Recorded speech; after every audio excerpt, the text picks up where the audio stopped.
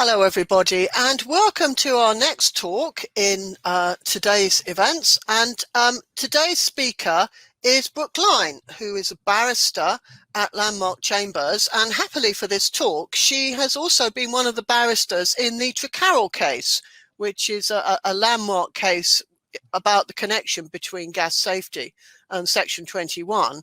And as we've learned from talks earlier in the event, it looks like we're going to be having Section 21 for longer than perhaps we thought. So the Trecarrell case will become more significant. But Brooke is going to be talking to us about that later in the talk. So welcome, Brooke. Thank you very much, Tessa. And I'll leave it to you to do your talk. So over to you. Thank you. Good morning, everybody, and thank you for joining me this morning for my talk on gas safety in Trecarrell. As Tessa said, I was one of the barristers involved in the appeal in the Trecarrell case last year, acting for the landlord with one of my colleagues and my leader, Justin Bates.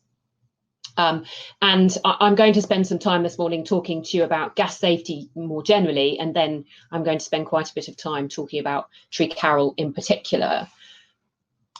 As you'll see from the slides, firstly, we're going to look at what are the landlord's obligations under the gas safety regulations. Now, I'm conscious of trying to make this topic as interesting as I possibly can.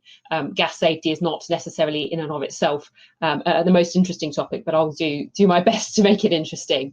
Then I'm going to talk to you about, very briefly, the penalties for failure to comply with those regulations. And then we'll get into Trecarrell and what it was about, what the Court of Appeal decided. And then towards the end, I'm going to talk about what the implications of it are and what things it doesn't cover, and as best as I can, give you guys an insight into what I think is the best way to try to avoid any of the difficulties that the landlord has faced in that case. What are a landlord's obligations under the gas safety regulations? Now, perhaps the starting point is to give you the full name of the regulations that we're talking about, and that is on the slides in front of you, Gas Safety Installation and Use Regulations 1998. And the first thing for me to say about that is obviously these are not in any way new legislation. They've been in force for nearly 23 years now, and those of you that are experienced landlords, I suspect, have been dealing with them and have known your obligations for a long time.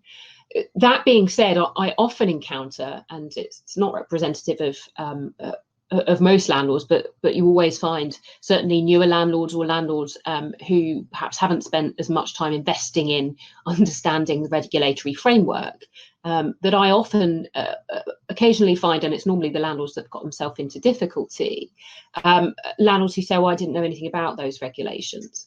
And those landlords often find themselves in real difficulty. So perhaps it's going to be useful, at least for me today, to recap on what your obligations are, and we're going to go through them. And for those landlords perhaps that are listening who are perhaps new to being a landlord or aren't quite sure what the regulations say, then hopefully by the end of this session you'll have a better idea of what you need to be doing.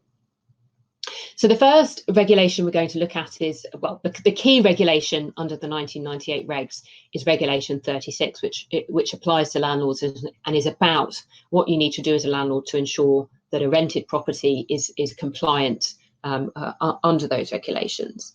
Now, Regulation 36 applies to what is described as being the relevant premises which are occupied either under a lease or the relevant premises that are occupied under a license. So that's quite a key point here, and it's often something that is overlooked. Landlords who operate licensed premises or premises where they are granting licenses rather than leases often don't realise that the gas safety regulations apply to them as well. So that's really, really important. There isn't a distinction between leases and licenses for the purposes of these regulations. You need to comply as long as you've got relevant premises, which means a premises or part of a premises occupied, whether exclusively or not, for residential purposes.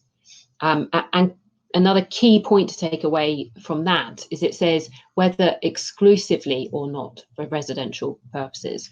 So if there is some other additional use, perhaps you've got some form of mixed use premises where there's some kind of business use as well as residential purposes, then in all likelihood, the gas safety regulations will apply to your premises as well.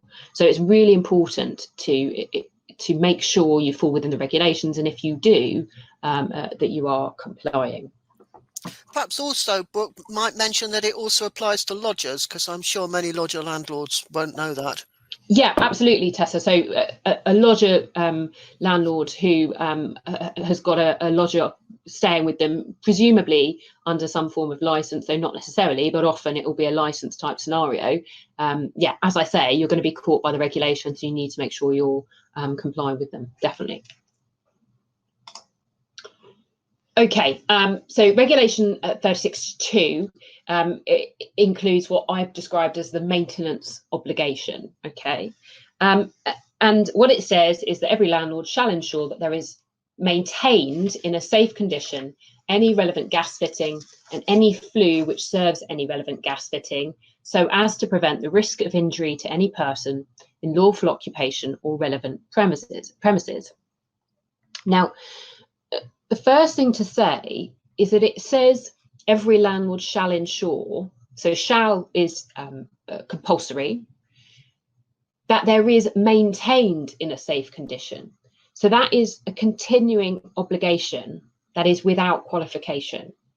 So we're going to get onto in a moment about, we're going to get onto the obligation to carry out gas safety checks. But just because you've carried out the gas safety check doesn't necessarily mean you are complying with the maintenance obligation in Regulation 36.2, because Regulation 36.2 requires you to maintain in a safe condition, so at all times, any relevant gas fitting or any flue that serves any relevant gas fitting. So usually you'll find that by carrying out those 12 monthly inspections and having those checks will mean that you probably are complying with this maintenance obligation. But the key thing to remember is that even if you are doing that, you need to ensure you are maintaining your fittings and ensuring they're in a safe condition. So, for instance, if midway through the year, so a gas safety inspection is carried out in January, midway through the year, tenant calls and says, we've got a problem with the cooker. The cooker doesn't seem to be working properly, and I think we can smell a little bit of gas. Obviously, the gas safety inspection took place in January, didn't raise any problems. But the landlord now being on notice that there may be an issue with a gas fitting, i.e. the cooker that is a gas fitted appliance, is on notice that there's a problem. In order to comply with the 36.2 obligation, that landlord needs to ensure they send someone around pretty quickly to check the cooker, disconnect it if necessary, and then carry out any necessary works to it, and have a gas engineer carry out any necessary works to it, and make sure that the fitting is maintained in a safe condition. So it's really key to remember that that primary obligation is a continuing one that complements the obligation to carry out checks, but crucially continues regardless of those checks. Okay.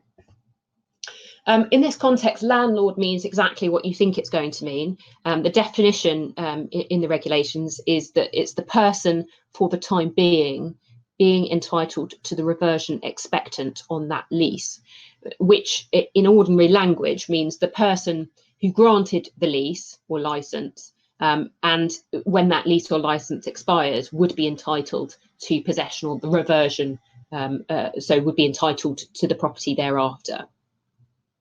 The other key thing to say is that the obligation is on the landlord. So even if you are a landlord who has delegated certain responsibilities to an agent, you've got a managing agent, or you've delegated your responsibilities to someone else, and they're carried out by someone else, that doesn't change the fact that you are the person that's ultimately responsible. And I guess the key thing to take away from that is, if you are delegating your responsibilities, which is perfectly sensible. Lots of landlords have managing agents, and that's a perfectly sensible step for many landlords. Make sure you've got a manager who properly understands what the gas safety regulations mean, properly understands what your obligations are, and you've got an agreement with that manager such that they know that they're performing your obligations, and that if they were to do something that would put you in breach of those obligations, you've got significant recourse under your agreement to ensure that you could, essentially there needs to be some kind of recourse for you if something goes wrong. So that's the maintenance obligation in 36.2. What is a relevant gas fitting?